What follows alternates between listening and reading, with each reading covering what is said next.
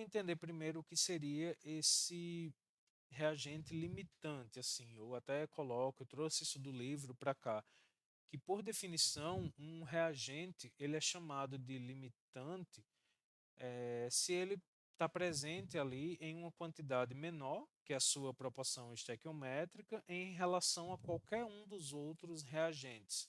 E claro, por outro lado, se um reagente é limitante, algum outro vai estar a mais, ele vai estar em excesso. E esse vai ser chamado de reagente em excesso. Mas, professor, por que existe essa coisa louca de reagente limitante e reagente em excesso? Bom, imagina que você tem aqui alguns componentes. Eu trago uma reação. Vou continuar aqui no exemplo do SO2 formando o SO3. Uma reação hipotética, qualquer uma que possa acontecer. Mas se eu tenho uma quantidade estequiométrica para começar o meu cálculo, por que eu não parto dela inicialmente? Olha só, quanto mais você deixar sua reação eficiente, melhor para você. Lembra daquela palavrinha mágica, otimização, que a gente precisa. Então, pega uma situação aqui como o seguinte: eu coloquei essas bolinhas vermelhas e amarelas para representar os reagentes e vai aparecer depois cinza, o que é o produto. Imagina que você tem dois reagentes, um deles é extremamente caro e o outro é mais barato. Não vou dizer que é muito barato, que é de graça, mas um é bem caro e o outro é mais barato. Quando você coloca a reação estequiométrica, você vai fazer com que reaja parte daquilo, parte vai ficar sem reagir. Então, mais na frente, quando a gente começar a ver aqui equilíbrio químico e deslocamento de equilíbrio, a gente vai entender que colocar alguns reagentes a mais faz total sentido para a reação. Imagina aqui, eu começo a reagir esses componentes e eles se transformam no meu produto. Como eu mostro aqui para vocês, as bolinhas vermelhas e amarelas são os meus reagentes, elas começam a interagir, reagem e formam o meu produto. Mais uma vez, elas interagem, reagem entre si e formam um produto. Beleza, isso seria o ideal. Mas, ó, pense o seguinte: nesse caso aqui ou qualquer um outro hipotético, eu tenho o SO2 reagindo com oxigênio. Nas indústrias, claro, dependendo do grau de pureza que eu quero para minha reação, os componentes que eu uso, quem seria um fornecedor de oxigênio barato? Consegue imaginar? A gente pode colocar oxigênio puro, que é mais caro, ou pode usar ar comprimido, por exemplo. No ar, eu tenho basicamente um ar relativamente puro. Eu tenho oxigênio e nitrogênio. Vamos deixar de lado um pouco aqueles outros gases que estão presentes. Mas olha só, nitrogênio é um gás relativamente inerte, então ele não vai participar de muitas reações. Claro, em algumas reações ele participa, mas isso vai depender do controle do processo. É muito mais conveniente, muito mais barato controlar um processo para o nitrogênio não reagir do que você comprar oxigênio puro. Então, o ar comprimido, ar no geral, contendo oxigênio e nitrogênio, é muito mais barato do que outros reagentes. Então, eu coloco uma quantidade de ar em excesso para que me forneça oxigênio mais do que eu preciso para garantir que todo o SO2, que seria meu componente, entre aspas, aqui mais caro, para garantir que todo ele reaja. Não importa se no final sobra oxigênio. Beleza, vai sobrar lá dos meus reagentes no produto. Purifico, tiro aquela parte e tenho o meu produto, a minha reação realizada, né? O produto chegou ali no final. O que isso faz? O que isso traz de vantagem? Esse reagente em excesso faz com que eu induza a reação para acontecer mais no sentido de gerar mais produtos. Então, eu ganho bastante com isso, tá? Então, é bem nessa situação. E por que eu preciso disso? Eu parto do princípio, como tem aqui, que todas as reações químicas, esse todas entre aspas, tá? Combustão, algum outro tipo de reação não é tão reversível assim. Mas, assim, no geral, as reações químicas são reversíveis. Se elas são reversíveis, eu vou ter um A mais B formando C mais D, mas dependendo da minha condição, esses componentes podem formar mais A e B do que C e D, que seria o desejado. E de onde vem isso?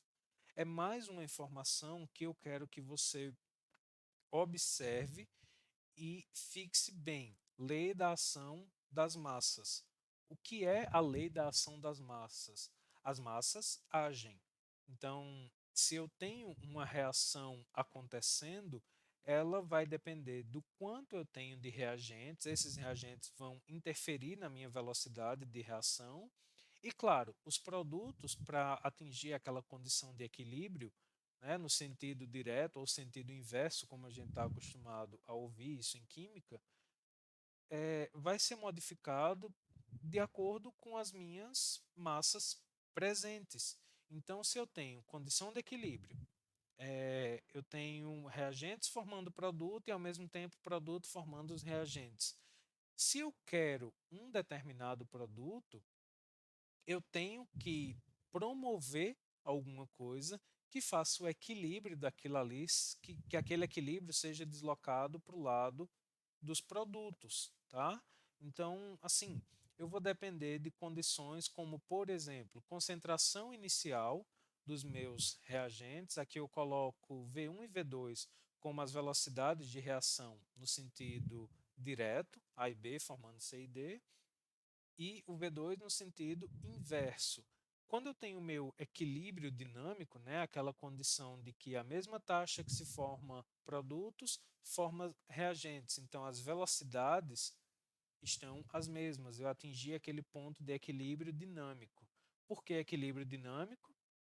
Significa que não é que não está formando reagente e nem está formando produto. Significa que a mesma velocidade que A e B formam C e D, C e D estão formando A e B. Tem o meu equilíbrio dinâmico. E aí, para uma reação química acontecer de fato, eu preciso ter algo como deslocamento do meu equilíbrio. E esse deslocamento vai ocorrer para que lado? Como eu quero? Eu imagino que seja algo um tanto óbvio a gente pensar. Se eu tenho reagentes A e B, e eu quero formar aqui, nesse caso, como tem X e Y, eu tenho que ter um deslocamento do meu equilíbrio para o lado dos produtos, já que eu quero gerar um novo produto. Pegando aqui o caso da formação da amônia a partir dos componentes base, eu tenho um nitrogênio com hidrogênio formando amônia. E eu preciso calcular, por exemplo, a constante global de equilíbrio dessa reação. Vamos analisar aqui quimicamente. Primeiro, se eu tenho a reação no sentido direto, a taxa, a velocidade com que ela é gerada vai depender das quantidades de hidrogênio e de nitrogênio, claro, partindo das quantidades estequiométricas e tal. A velocidade que os reagentes são formados, de novo, de volta, né, já que a gente está falando de reação de equilíbrio, observe bem a seta, que é uma seta dupla marcada na condição de equilíbrio. Então, eu tenho uma segunda constante que depende do meu produto formando os reagentes. Na condição de equilíbrio, eu vou ter, lembra lá, V1 igual a V2. Então, eu vou ter as duas velocidades de reação iguais nessa condição, como V1 igual a V2. Eu tenho todo esse termo do K1 e o termo do K2 como iguais. Se eles são iguais, eu tenho uma constante de reação que vai ser a relação entre eles, já que eu tenho ali duas constantes, né, as duas constantes K1 e K2, dividindo uma pela outra, eu tenho uma nova constante. Então, a minha constante de reação, constante global de reação, vai ser a minha concentração lá dos produtos dividido pela concentração dos reagentes, né? é elevado a cada índice e tal, isso são detalhes que você já sabe. Então a gente consegue passar disso aqui numa boa.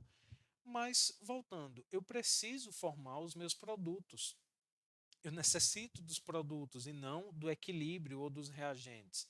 E para isso eu tenho que deslocar meu equilíbrio. Como é que eu desloco meu equilíbrio? Eu tenho algumas situações que fazem com que meu equilíbrio seja deslocado. Uma delas, a primeira que eu apresento aqui para você, é aumentar os reagentes. Opa, aumentar os reagentes. Lembra lá daquela condição de reagente em excesso? Se eu aumento aquelas quantidades, eu desloco o meu equilíbrio no sentido de formação dos produtos. Então, aumentar os reagentes é um ponto. Segundo, diminuir os produtos. Observe que matematicamente, quando eu aumento os reagentes, eu diminuo os produtos. Se eu tenho um reator contínuo, por exemplo, que os produtos sempre saem, cada vez que reage, eu já retiro o produto, então a reação vai tender a acontecer mais vezes para gerar a nova condição de equilíbrio. E outro ponto seria modificar a temperatura.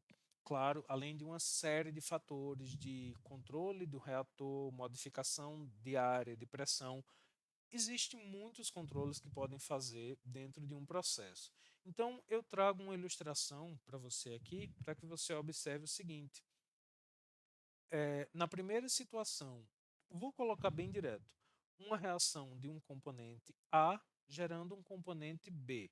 Tenho aqui uma temperatura, eu tenho 5 moles de um reagente e vou colocar para acontecer durante 1 minuto de reação. Isso foi por um programa de simulação que eu uso aqui para estimar quanto de um componente eu consigo reagir.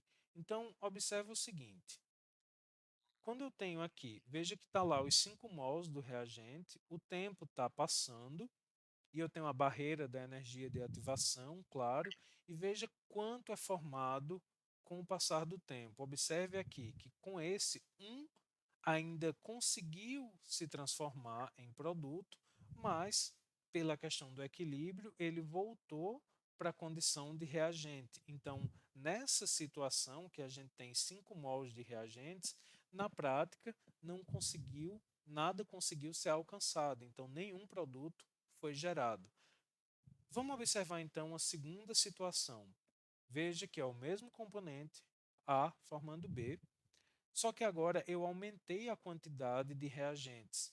Veja que essa é uma das condições de equilíbrio, aumentar a quantidade de reagentes e o mesmo tempo de reação, já que a gente quer comparar. Observe o seguinte: 10 componentes lá, 10 moles, a relação entre eles já fica mais agitada, digamos assim, porque tem mais choques, o reator começa a trabalhar de uma outra forma. Então veja que com o tempo passando ali, em cerca de 1 minuto, eu formei 2 mols lá no produto. Então, olha só, eu dobrei a quantidade e isso fez com que 2 mols do meu produto fosse gerado. Beleza, isso levaria a entender que, se eu coloquei 5 mols, então era para ter pelo menos ter reagido. Teoricamente, sim, mas a simulação mostra que não, porque a agitação entre as moléculas é muito maior quando você tem 10 ao invés de 5. A agitação molecular vai gerar um contato maior e isso vai fazer com que gere mais produtos. Beleza, mas se eu não tenho mais reagentes, eu não tenho uma quantidade para colocar, então eu vou tentar fazer uma terceira situação do mesmo reagente A formando B. Eu tenho os mesmos 5 mols, o mesmo tempo de reação, mas durante a reação agora eu vou adicionar calor. Então observa, são os meus mesmos 5 mols, mas eu adicionei aqui calor. Ve- Veja que tem toda a questão de calor adicionado e o calor promove, né, a reação. Então, olha, um pouco mais de 60 segundos, né, pouco mais de 1 minuto, a minha reação já formou os 2 mols que anteriormente eu só conseguia ter formado com 10 do reagente. Então, olha só, e se você observa bem, com um pouquinho mais de tempo de reação, o terceiro componente já teria conseguido formar ali o produto. Olha que interessante isso, simplesmente pela mudança de temperatura. Eu vou tentar disponibilizar, esse é um software gratuito. Na verdade, ele tem uma parte gratuita que a gente consegue acessar para que você consiga simular isso e entender realmente como funciona, tá? Como as reações ocorrem. Então, esse deslocamento de equilíbrio não depende nada, entre aspas, daquela condição de estequiometria. Aquilo é o padrão que a gente começa, né? Tem que partir daquilo. Mas quando eu coloco as reações para acontecer, eu preciso entender qual a condição do deslocamento de equilíbrio. E aí sim, tendo deslocado meu equilíbrio, eu consigo formar meus produtos. Então, eu quero que você observe o seguinte: não é só, ah, não são só cálculos, quanto eu consigo formar, depende de uma série de fatores. Por isso a gente precisa ir entendendo cada ponto desse aos poucos, para que a gente realmente entenda como a reação acontece.